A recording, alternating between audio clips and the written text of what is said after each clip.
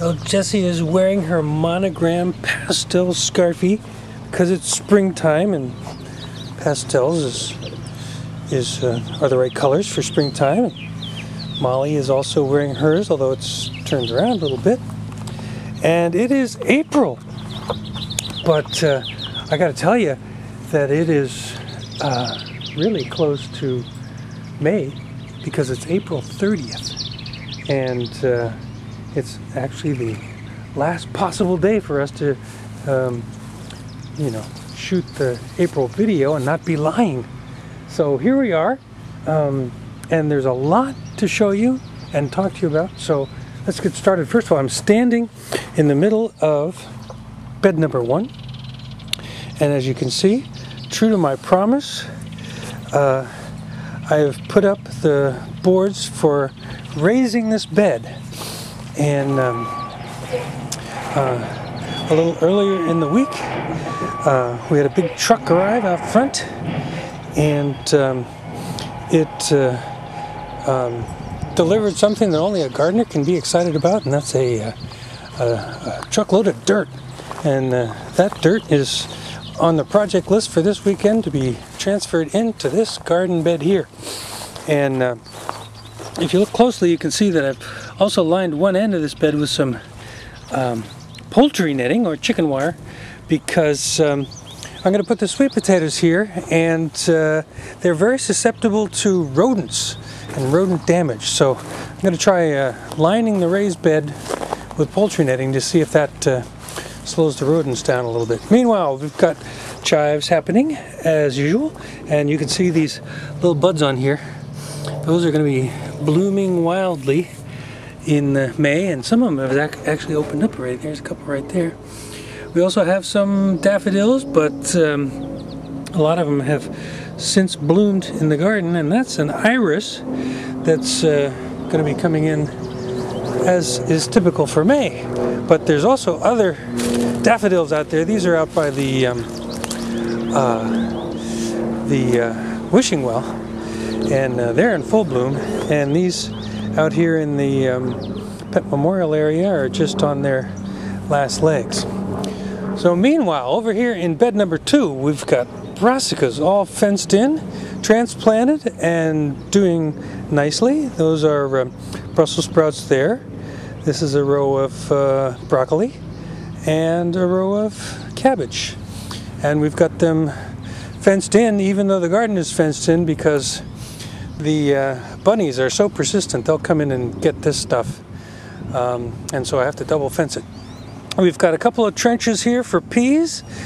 These are snow peas that have a little spotty germination.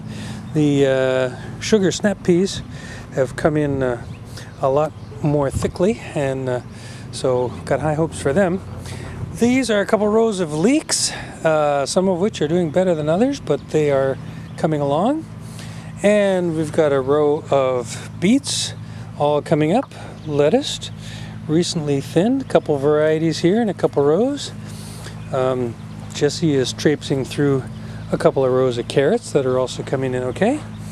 A couple of rows of spinach, and last but not least, a row of radishes, which we'll be harvesting very soon. Actually, if you look down there, you can see that there's a nice little radish right there.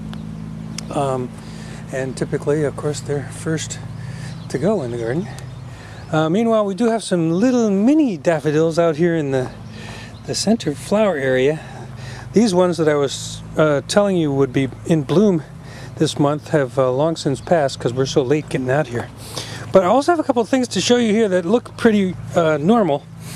One is this apple here, and nothing extraordinary looking about it except for the fact that it was picked from the apple tree last October. And that's pretty amazing to still have an apple around that was picked in October. This potato, also very normal looking, but it was picked from that very bed right there, or dug from that very bed, back last summer, and you can see that it's not sprouted or anything. It's still in great shape, they both are, and that's through the miracle of refrigeration, which is just wonderful for onions, potatoes, and and apples, because they just keep indefinitely if they're at the right temperature. Meanwhile, you've been looking at onions. We've got several rows, and we're just going with one variety this year, candy, because we've had such luck with them. Get nice big onions, hopefully, and they'll store and be good to work with. Meanwhile, we've got potatoes out here all planted, and this one's coming up. I have a feeling, because it's so off-center, that it might be one that was in the soil when we actually planted the potatoes already. But they'll be coming up very soon. In fact, there's another little one coming up, and that's probably one of the ones that was planted. Everything else in the beds here is kind of vacant. This one's ready for warmer crops, and beds 5 and 6 have been recently tilled and fertilized, so they are ready to go. We're going to be doing squash and melons, mostly out in these two. And then a couple other things I wanted to show you also. And if you look up here, which is where I'm going to insert this, this is asparagus. This is the way it looks when it comes up, first of all. And that's, you know, if you're going to harvest it, you harvest it right about at this time. Then this is what it looks like if you let it go. And if you let it go, it grows into huge asparagus plants, which lead to more asparagus shoots next spring. So these shoots are coming up nicely. I'm getting a nice crop. This is a year after they were first planted, and they should be coming back year after year after year. So that'll be pretty good. And I think maybe that covers everything. Oh yeah, I wanted to show you what's going on inside, because we are at peak inside. So again, take a look up here. We've got 3 full rows of plants on the inside here under the lights. Now down on the bottom row here, we've got peppers, very tall, coming in nicely, followed by a whole flat here of tomatoes, also almost reaching up to the lights. And that's okra in the front of this flat, and eggplant behind it. And then this is a whole flat of marigolds just planted in just soil, not in individual containers, which will break out into the garden for bug control, because it's supposed to repel bugs a little bit. So we're going to try that marigolds all over the garden this year. Next row is mostly pumpkins. These are Dill's Atlantic Giants. Some are special seed stock, some are off the shelf. The ones in the big colored plastic pots are very special and expensive ones. So we're hoping to get a giant pumpkin this year.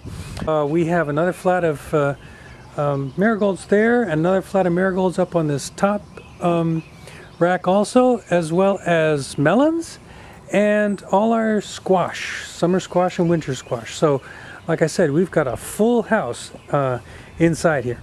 Meanwhile, outside, that's pretty much going to do it, I think. Right, girls? Not a whole lot to show out here anymore, except for I do want to show you this here. Isn't that pretty?